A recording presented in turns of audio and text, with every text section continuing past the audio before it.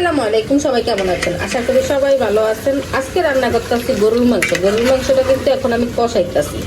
মাংস কষানো অবশ্য হয়ে গেছে, এখন আলু দিছি, আলুটা কষাইতেছি। আলুটা 5 মিনিট কষিয়া পরে দিয়ে দেবো জল। আলুর পরিমাণটা একটু বেশি, কারণ আমাদের ঘরে গরুর মাংসের সাথে আলুটা কিন্তু পছন্দ করে, সেজন্য আলু একটু বেশি দিছি। আর সাথে চেপা শুটকি বুনা করবো, চেপা শুটকি বুনা আর গরুর মাংস অনেক মজার কিন্তু। আর এই মাংসের তরকারিতে কিন্তু ঝোলও বেশি রাখবো না, অল্প ঝোল রাখবো। মাংসটা কিন্তু আমার কষানো হয়ে গেছে, এখন লাগা যেতেছে নিচে। এখন আমি পরিমাণ মতো ঝোল দিয়ে দিব, সাথে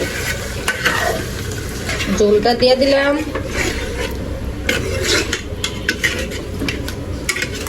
আলু আর আলু দেখা যায়, মাংস কিন্তু আছে, মানে ছোট ছোট পিস তো, সেজন্য নিচে পড়ে রয়েছে।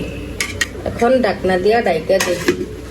এইদিকে আমার ভাতের অবস্থা, এইদিকে কিন্তু আমার গরুর মাংসের তরকারিটা রান্না হয়ে গেছে। এই যে দেখেন, এখানে কিন্তু আমি জল রাখি না, মানে মশলা তেলটা কিন্তু এখানে। খুবই মজা হয়েছে, কারণ আমি ভাত নিছি। আর এইদিকে দেখেন শুটকি বুনাটাও হয়ে গেছে গিয়া। দেখেন আমার হাতে ভাত লাগিয়ে রয়েছে, ভাত নিছি। গরুর মাংসের তরকারিটা খুবই মজা হয়েছে।